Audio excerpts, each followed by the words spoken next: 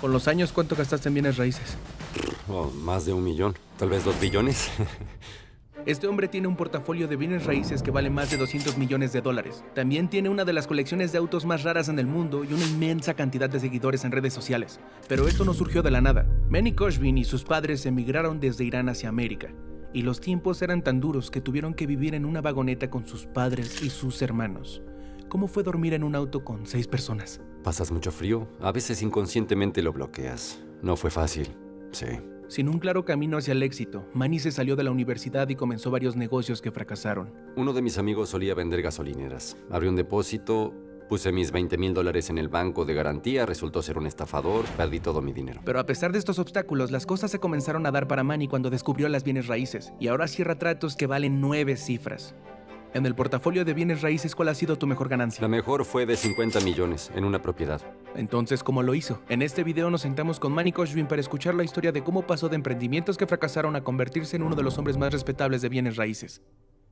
Soy Manny Khoshbin, gano mi dinero en bienes raíces, principalmente bienes raíces comerciales. Tengo una pasión por los autos, como pueden ver, pero el camino no ha sido fácil. Tal vez pasé por 5 o 6 negocios diferentes, fracasé muchas veces, hasta que conseguí el éxito comprando bienes raíces, dándoles valor, transformándolos para obtener ganancias, y lo he hecho por casi 30 años.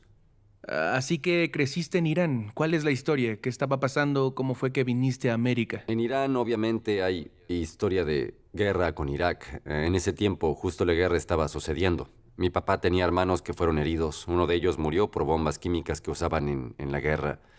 Y 2 semanas antes de mi cumpleaños, de mi número 14, mi papá decidió que, bueno, irnos y evitar que yo fuera al ejército porque ya a la edad de los 14 ya no puedes vivir tranquilo en el país, tienes que entrar en el ejército. Ok.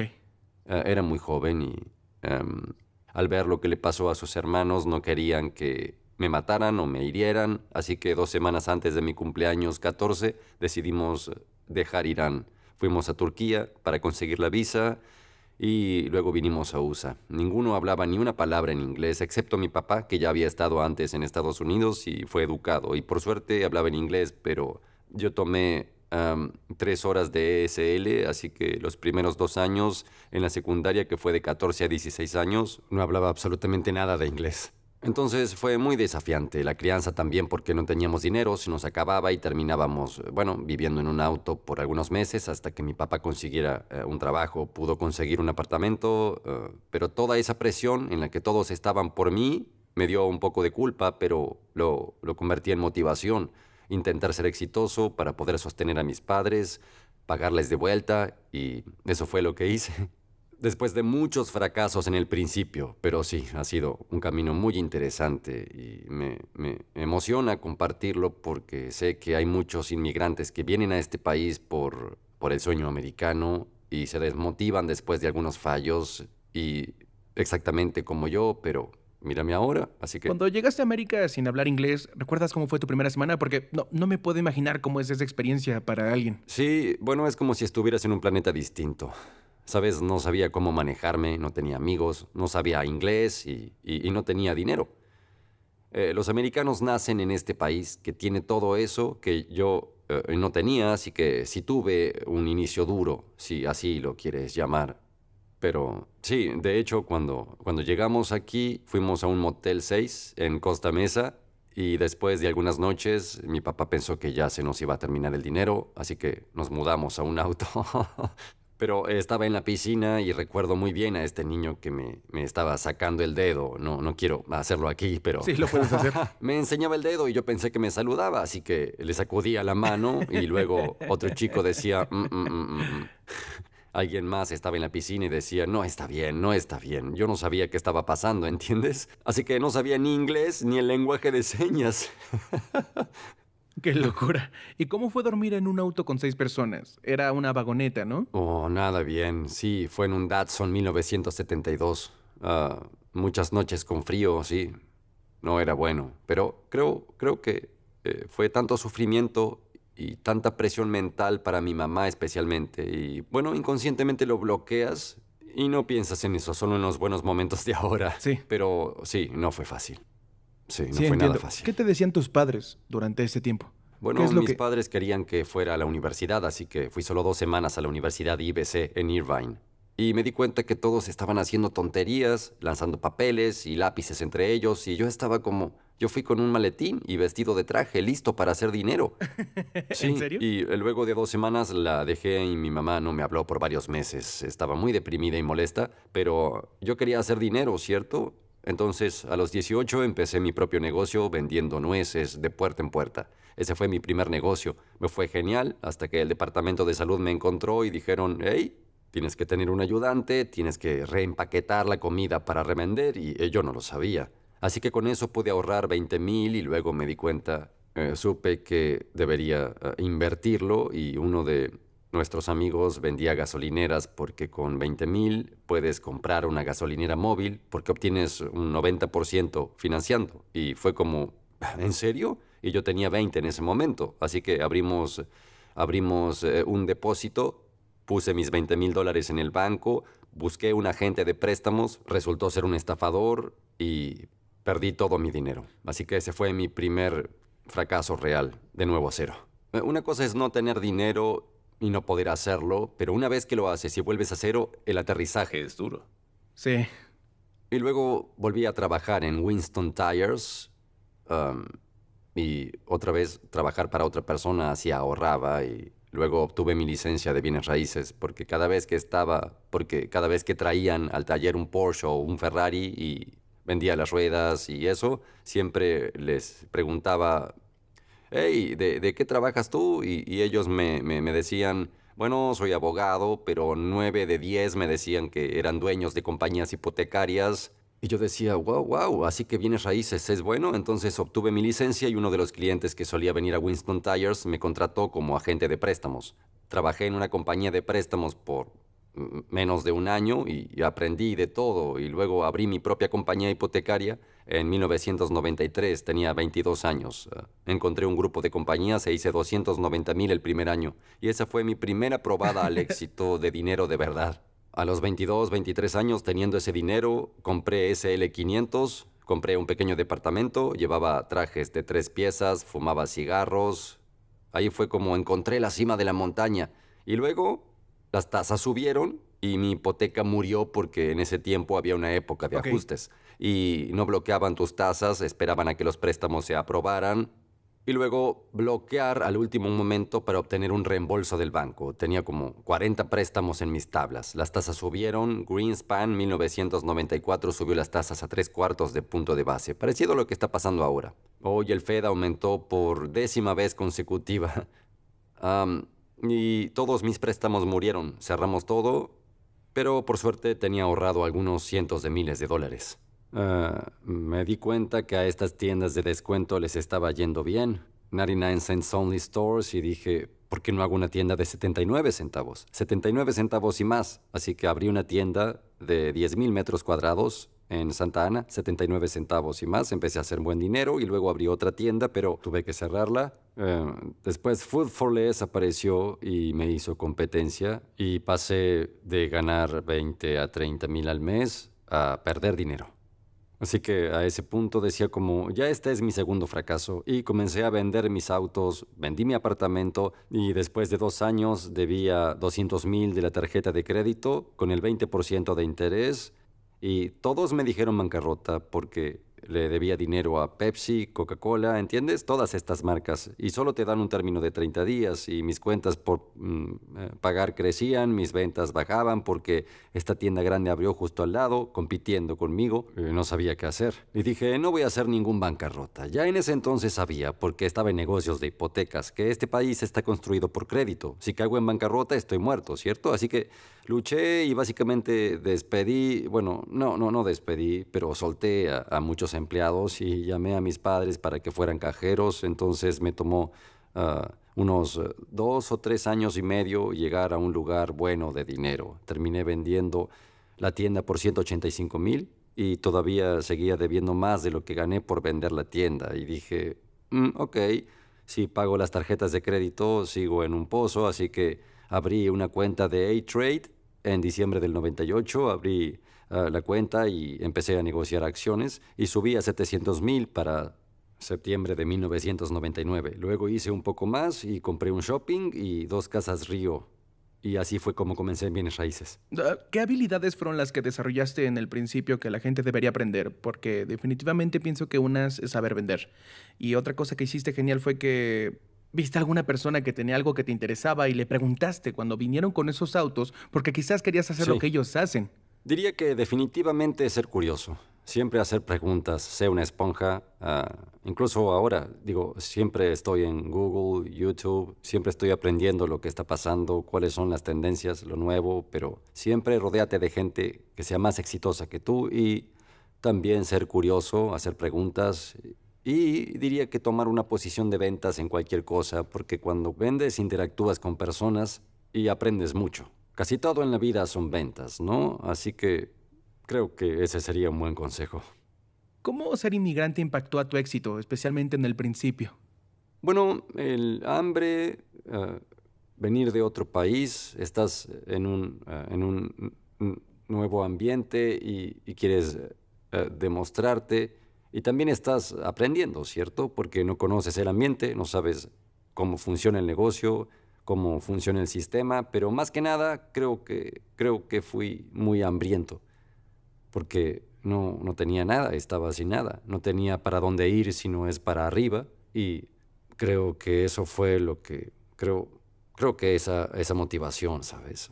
Mucha gente toma esa libertad, recursos, amigos, poder hablar inglés, todo eso por sentado, porque están aquí. Pero si tú no tienes eso y estás lejos de aquí, te desesperas Sí.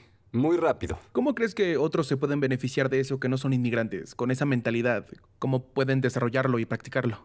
Retándose a sí mismos. Primero, puedes visitar Estados Unidos, tienes más de 50 estados, puedes ir a otros estados que tengan una buena economía y abrir un nuevo negocio, simplemente retarte y en lugar de estancarte en el mismo lugar. ¿Cuáles fueron las discriminaciones o los retos que enfrentaste? Oh, Dios mío, puedo hablar y hablar sobre eso. Sí, sí, ¿Sí? sí. Montador de camellos ahí.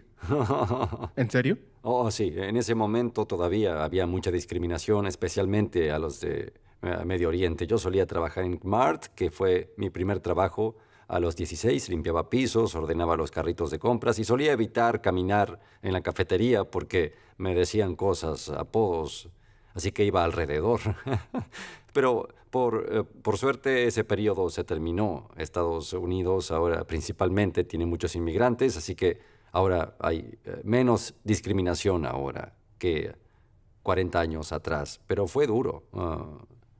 Muchos apodos, especialmente cuando vendía nueces. Recuerdo una vez estaba vendiendo nueces y lo que solía hacer con mi negocio era que iba a agencias de autos, porque yo le vendía los caramelos mixtos a las secretarias y a los vendedores las nueces. ¿Sabes? Los frutos secos, pistacho y esas cosas. Así que fui una vez a la agencia de Toyota, creo que era Toyota, pero bueno, seguridad vino hacia mí gritándome al frente de todos en el piso de ventas.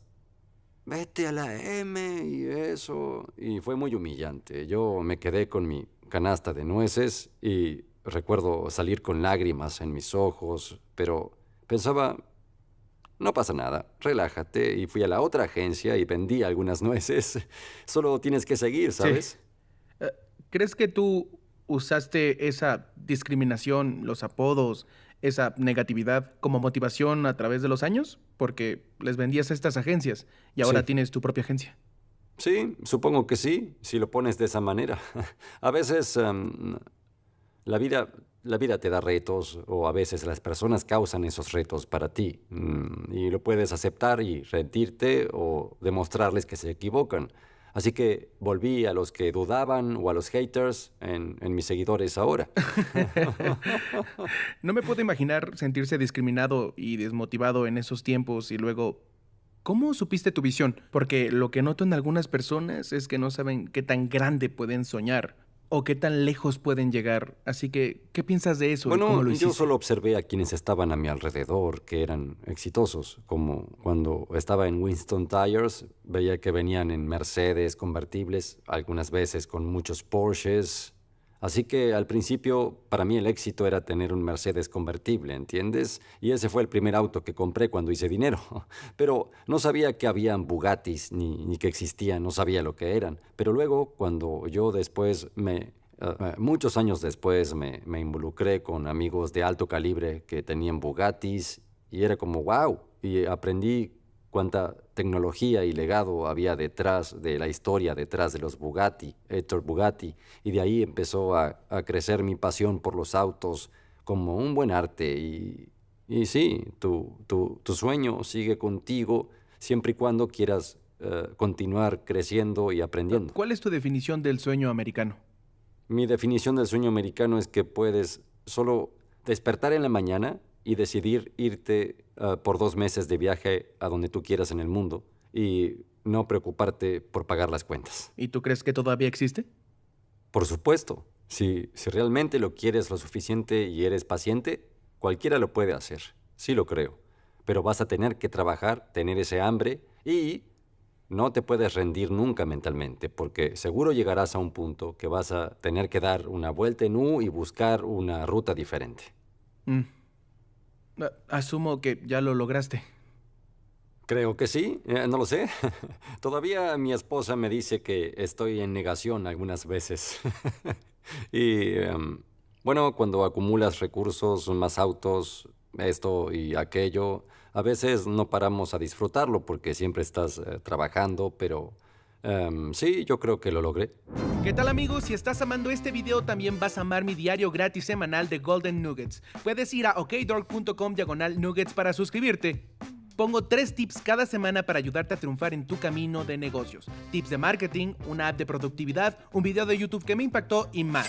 Asegúrate de suscribirte si no lo has hecho. Es exclusivo para suscriptores. okdork.com/nuggets o estará en el link en la descripción. ¿Cómo hiciste tu primer millón en bienes raíces? ¿Nos puedes contar con detalles?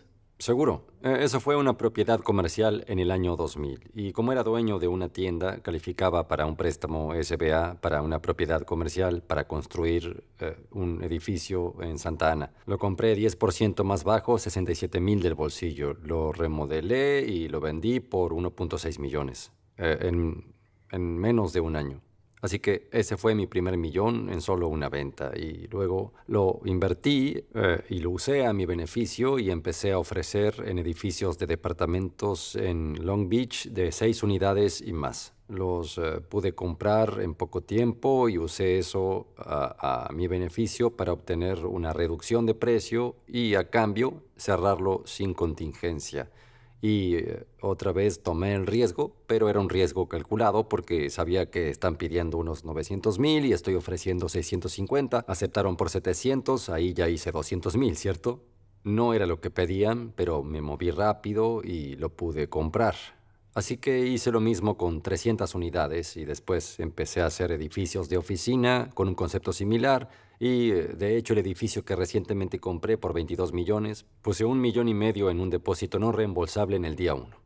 Y luego hubo una oferta de 26 millones, pero igual me lo vendieron a mí por 22. Así que... ¿Por qué hicieron eso? Porque querían una certeza. Entonces el vendedor era muy rico e individual y solo quería una certeza con la persona que iba a cerrar el negocio. Las ofertas tenían 90 días de diligencia y ellos querían desarrollarlo, llevarlo a la ciudad, a ver qué podían construir, pero él solo quería certeza. Así que en bienes raíces tienes que ver cuál es el objetivo del vendedor y si lo cumples puedes hacer dinero extra de una. Así que... Me gusta eso porque si lo haces con certeza puedes obtener mejores ganancias. Sí. ¿Y cómo fue hacer ese primer millón y cómo lo...? Oh, fue genial.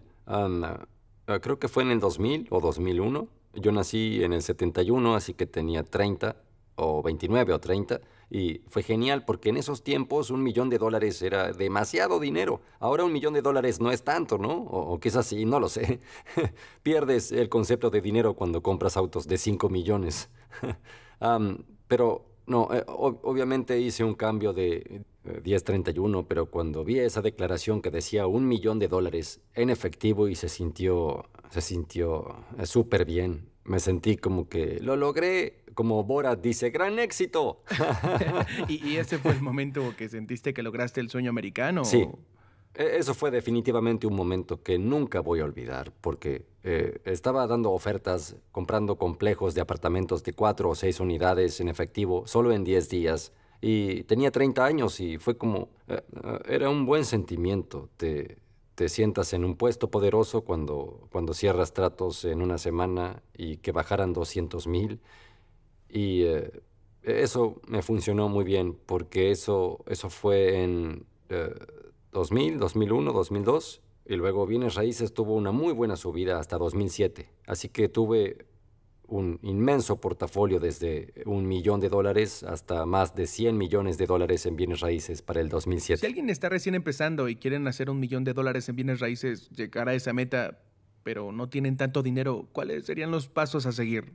¿Sería de residencial o qué es lo que piensas? Sí, con las residencias, ahora mismo con la tecnología, no es como cuando empecé hace 30 años que no tenía internet. Así que, de hecho, debía viajar hasta Houston y reunirme con los vendedores, caminar y ver las propiedades, y luego elegía cuál quería comprar. Ahora es llamar o escribir a muchos servicios y tú solo haces la investigación online, y a ese punto también puedes trabajar con otras personas que tienen dinero e investigar, y consigues un buen valor en bienes raíces y sigues investigando para discutir cómo se maneja, si es mejor venderlo separado o bien venderlo en dividido en múltiples compradores pequeños que pueden pagar más renta por metro.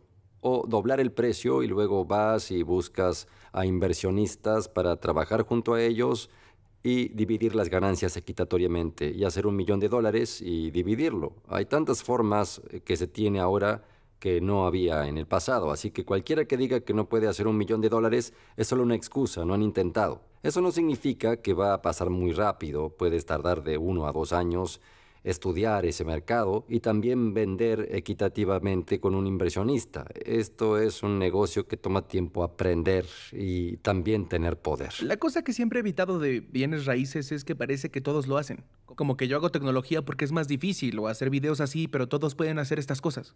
Y todos están haciendo bienes raíces, pero tú estás en la cima. ¿Qué es lo que estás haciendo diferente? Yo diría que el tiempo, porque tuve mucha suerte. A esos 5 o 6 años de esa subida que tuvimos en bienes raíces fue algo sin precedentes, similar a lo que pasó en los últimos 5 años, pero usé el mismo concepto de cambiar el valor y hacerlo más grande al trato. Así que básicamente escalé mi portafolio y en algún punto tuve 2 millones de metros cuadrados en bienes raíces, mayormente en Houston.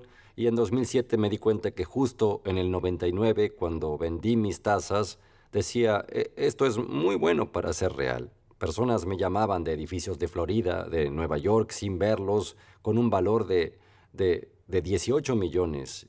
Y tenía múltiples ofertas y yo estaba como, esto no es normal, pero era muy bueno para ser verdad. Así que vendí mi portafolio en 2007. Hice mucho dinero en el cambio 1031. Cambié muchos shoppings con supermercados y casi 1 millón de metros cuadrados en industrial. Halliburton, FedEx, Continental Airlines, estaban todos en Houston. Y como sabía que esos compradores tenían buen balance y lo podían manejar si teníamos una crisis, y fue seguro lo que pasó, tuvimos una crisis, muchos de mis valores altos volvieron al banco, que terminé comprando 5 de ellos 3 años después y luego los volví a vender. Esa es otra historia, pero lo que digo es que si tomas el riesgo y sabes cómo y no subestimas de la propiedad y sabes que estás en buen camino y tu tiempo es bueno, bienes raíces puede ser muy predecible. ¿Cuántos lugares has comprado o cuánto has gastado en bienes raíces a través de estos años? Más de 1 billón. Quizás 2 billones. ¿Y cuántas Sí. propiedades serían en total? ¿Serían cientos? No sé, como 70, 80, quizás 100. Un trato que compré por 22 millones y abrí una venta por 72 millones. Fue ¿Una algo venta que... por 72 millones? Sí. Espera, entonces, ¿la persona que lo estaba vendiendo no sabía lo que podías hacer? Oh, no puedo decirte. Estoy ya, bromeando. es como que- No es confidencial, pero una empresa muy grande me la va a comprar, pero para esta propiedad se tenía que reconvertir. Así que básicamente es un campo de juego. Lo compré por el terreno sustancial, la gran densidad del área, y este promotor iba a poner de 400 a 600 departamentos en él. Así que para ellos están reconvirtiendo la sociedad. Es buen dinero. Sí. ¿Cuál es el valor de tu portafolio actual? Ni yo lo sé, no, estoy bromeando. Unos cientos de millones. Estoy esperando por una recesión para comprar porque hago todo mi dinero en recesión y es por eso que tengo tal vez 30 millones de dólares en autos. La última recesión solo tenía un Bugatti porque estaba comprando muchas propiedades. Así que ahora estoy preparándome para comprar, subir, porque en los siguientes años se va a presentar la madre de las oportunidades. Cuando hablamos de comercial, quizás no mucho en residencial, pero bienes raíces seguro. Ya estoy buscando duplicar o triplicar tal vez el valor del portafolio. Tengo dos comentarios. Uno es, cuando compraste 70 u 80 y tienes un portafolio de miles de millones y gastas billones, pero ¿en cuántos lugares has puesto ofertas y no las has conseguido? Porque Oh. es algo que las personas no se dan cuenta. ¿Cuántas quisiste y no pudiste tener? Muchas. Bueno, en un buen día busco tal vez 20 propiedades.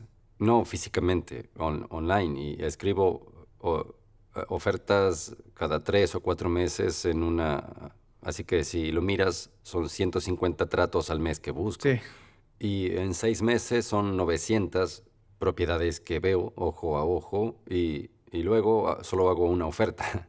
Y no he podido obtener nada en depósito por los últimos 18 meses, creo. Y son muchas abanicadas, pero todavía no le pego a la Sí, bola. pero creo que era una parte que quería mencionar. Sí. Porque tu estrategia ahora es buscar las oportunidades en la recesión, pero no es Pero no como está si aquí fueras y todavía. compras de una y que mágicamente funcione. Creo que las personas no se dan Sí. cuenta de Sí, eso. exacto. Sí, tienes que abanicar muchas veces para pegarle en bienes raíces. Y tienes que ser paciente porque es un juego de paciencia y solo tienes que esperar por esos caminos. Y ahora, bueno, estamos en un camino bajo. Ya empezó y con las Feds aumentando las tasas 10 veces, eso lo va a acelerar. Ya lo ha hecho. Y creo que los 18 meses siguientes, si la gente está lista financieramente, mentalmente y empoderada, sabiendo lo que van a hacer en cuál submercado, pueden hacer un muy buen retorno. ¿Cuáles son las oportunidades contrarias o cosas contrarias que la gente debe estar pensando o estar preparados? Bueno, con la mentalidad contraria con todo como autos, ¿sabes? Y cuando tuvimos la cuarentena, algunos autos se vendían por 50 centavos de dólar porque la gente Paniqueaba. tenía el miedo de, es el fin del mundo, y ahora es la industria bancaria, ¿ves? A todos los bancos regionales colapsando bajo el agua, así que mucha gente saca el dinero y lo pone en bancos más grandes porque están asustados que van a perder su dinero, así que el miedo y el pánico siempre crea oportunidades, y así sean bienes raíces, autos o acciones. En marzo del 2020 las acciones bajaron un 30%. Gente que compró que fueron contrarios, arrasaron, ¿cierto? Entonces puedes usar eso, claro que no es tan sencillo hacerlo que decirlo, pero mientras tomes riesgos y seas contrario y tengas dinero y éxito con eso, bueno, tus bolas crecen. En el portafolio de bienes raíces, ¿cuál ha sido tu mayor ganancia y tu peor pérdida? Mi mayor pérdida fue un edificio de historia que compré por unos 17 millones y era solo un vendedor, una subsidiaria de Boeing, USA, United Space Alliance, solían tener comunicación con el transbordador espacial y no obtuvieron el contrato de NASA, así que me mandaron un sobre en FedEx con solo una página diciéndome que iban a abandonar y se me cayó el corazón, se me cayó. 5 millones se fueron. Esa fue mi mayor pérdida en bienes raíces, en solo un trato.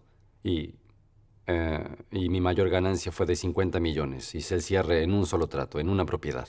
¿Cuántas compañías tienes, Sí. por cierto? ¿Cuántas qué? compañías tienes? Fui a un edificio y Oh. vi 20 stickers de todos estos negocios. Sí, tengo muchas compañías ¿Tienes idea de diferentes. cuántas son? Bueno, 6 que pueda contar rápido con mis dedos, pero hay muchas en las que invertí como socio silencioso. ¿Entiendes? Soy dueño de un pequeño banco, tengo muchas otras compañías que soy socio limitado, pero que yo manejo activamente son unas 6. Ok. ¿Y ser dueño de esto tienes un ingreso pasivo o solo viene de bienes raíces? supuesto. ¿Y eso cubre el estilo de vida? Sí, claro, sí. Los negocios que hacen dinero más bienes raíces, flujo de efectivo. Sí, no son edificios vacíos, tengo shoppings. En este edificio tengo una compañía hipotecaria arriba, me pagan mucho dinero. Y tengo 2 o 3 edificios que compro para revenderlo y están desocupados, que hay un juego de reposición. Así que cuando tienes un portafolio, obviamente tienes flujo de efectivo y el valor que agrega revenderlo es como una función. Hay mucho flujo, muchas cosas pasando y también hago algo de dinero con autos. ¿Cómo manejas estos negocios y cómo es tu equipo? No duermo mucho, bebo mucho café. Me levanto entre 4 y 5 de la mañana, respondo todos los mails que tengo porque tengo propiedades en 4 estados distintos y a veces están 2 horas adelantados. Empiezo a recibir mails temprano y luego veo mi lista de lo que tengo que hacer en el día, priorizar mi día. A las 7 hago ejercicio, sauna, ducha fría. Me tomo mi tercera taza de café a las 8 de la mañana en Starbucks y luego vengo aquí a la oficina. Como mi almuerzo como a las 11:30. En la tarde tengo unas reuniones usualmente Y después tengo tiempo de fumarme un cigarro a solas. y reviso lo que pasó en el día, ese día, y luego me preparo para el siguiente día. ¿En qué cosa eres tacaño? ¿Tacaño? Sí, ¿en qué Oh. no gastas mucho dinero? Hmm, Buena pregunta. Estoy tratando de pensar. Bueno, pregúntale a mi esposa. Bueno, no me gusta gastar como $10,000 en una botella de vino porque honestamente no lo aprecio. Para mí puedo tener una botella de $30, hace lo mismo, ¿entiendes? Lo disfruto por igual. No sé, no lo sé, quizás los relojes. Digo, este cuesta 100,000, pero podría gastar 1,000,000 en un reloj, pero creo que es una pérdida de dinero. Entonces, quizás la alta costura, ya sabes. ¿Eh? ¿No es algo que te importe mucho o...? No, no lo aprecio tanto quizás, no lo sé. No sé, pero es técnicamente no barato. No es eso. Es que para mí Sí. es... Diría que en lo que menos gasto dinero sería en botellas de vino, champaña o algo así. Digo, sí bebo coñac o lo que sea de 4 a 5,000 dólares en una botella de coñac, pero fumo cigarros, pero en vino no tanto. Los jets todo el tiempo. am, Obviamente, accesorios, bolsos para ocasiones especiales. Me gusta consentir a mi esposa y vacaciones, diría yo, tal vez sea mi mayor gusto. Amo vacacionar en Lake Como, que de hecho voy a tener una villa en unas semanas y voy a llevar a toda mi familia a Lake Como. ¿Cuánto cuesta alquilar un jet privado? Me está en unos 12,000 la hora. La hora. Así Sí, que cuando, si vas a cruzar América en unas horas... sí, cuando vamos a Cowboys está entre 40 a 50,000, solo por los 3 días que vamos. ¿Y en cuánto están los hoteles y la experiencia? No lo sé. Bueno, tal vez otros 15 o 20,000. Gastar en vacaciones es lo mejor porque, bueno, no puedes regresar el tiempo y esta hora que gastamos no regresará, se fue. Así que a medida que vas envejeciendo, aprecias el tiempo y cuando vas de vacaciones, estás pasando tiempo contigo y tus seres amados. Es el mejor dinero para gastar. ¿Cómo es andar en un Rolls Royce? Como un inmigrante que no hablaba inglés, no tenía dinero, que vivía en un auto y ahora estás manejando autos de cientos de miles de dólares. Sí, bueno, tengo 4 Rolls Royce. Tengo 2 Drophead, un Dawn y un nuevo Ghost que le compré a mi esposa. Odio decirlo, pero para mí es normal porque he manejado Rolls Royce desde 2004, cuando el Phantom salió y compré uno en ese entonces. El arrendamiento de ese auto era más alto que mi pago de hipoteca. Pero todos decían, estás loco, y yo, no, te tienes que acostumbrar a tener gastos más grandes. Y fui al Rolls Royce en Newport Beach y les dije, denme el más caro que tengan. Dijeron, ¿el más bajo? Y dije, no, el más alto. Así que reducir el residual o lo que sea que hagan es que quiero que baje un poco negociando y pago menos en el quinto año que lo que pagan la gente usualmente. ¿Te arrepientes Am, de algo como trabajar mucho y vale la pena todo? Sí, ¿de verdad ujú. vale la pena trabajar tanto por el dinero? Mm. Arrepentimientos, bueno, joven e idiota, ya sabes, dejé de hacer dinero salí a bailar, soltero, bebiendo y manejando. Me arrepiento mucho de eso porque mi amigo estaba en mi auto se fue, perdí el control y él no tenía el cinturón, así que voló y desafortunadamente falleció. Ese fue un momento muy, muy oscuro en mi vida, pero diría que eso es lo que más me arrepiento en la vida, ser irresponsable y joven, haciendo cosas estúpidas que sé que muchos jóvenes hacen, pero a veces no puedes deshacer las cosas, ¿verdad? Y si pagas eso bueno, el resto de tu vida. Así que ese es mi mayor arrepentimiento. Qué complicado. Sí. Bueno, me alegra que hayas compartido ese mensaje porque yo en el pasado lo he hecho y también mucha gente, así que es bueno recordar que no es garantizada la seguridad. Sí, fue un accidente desafortunado. Creo que yo tomo la culpa porque era el que manejaba y, bueno, no me di cuenta, así que sí, sí, definitivamente algo que la mayoría no lo entiende hasta que les pasa. ¿Entiendes lo que digo? Porque todos piensan, o bueno, en ese tiempo íbamos con mis amigos o a clubes y a bares, tomábamos y nos poníamos detrás del volante. Así que de eso es de lo que más me arrepiento. ¿Sientes que trabajas demasiado? O quizás que tú... No trabajo tanto ahora. Solía trabajar mucho antes, pero ahora que tengo a mis hijos, en los fines de semana, incluso si alguien me paga $1,000,000, no iría a seminarios en algún lado. Ahora sí hago seminarios para mis estudiantes, pero es parte de un programa, pero lo que digo es como hablante o como un trabajo o algo así. Define el éxito para ti. Porque pienso que lo que ven todos es el éxito, pero el éxito es más como una meta interna. Así que estoy curioso de cómo piensas sobre eso. Bueno, para mí el éxito es tener la libertad de elegir lo que quieres hacer cuando te despiertas y poder disfrutarlo, y creo que ya lo logré. Así que no se trata de cuánto dinero tengas o cuánto valgas, es más de tener esa libertad.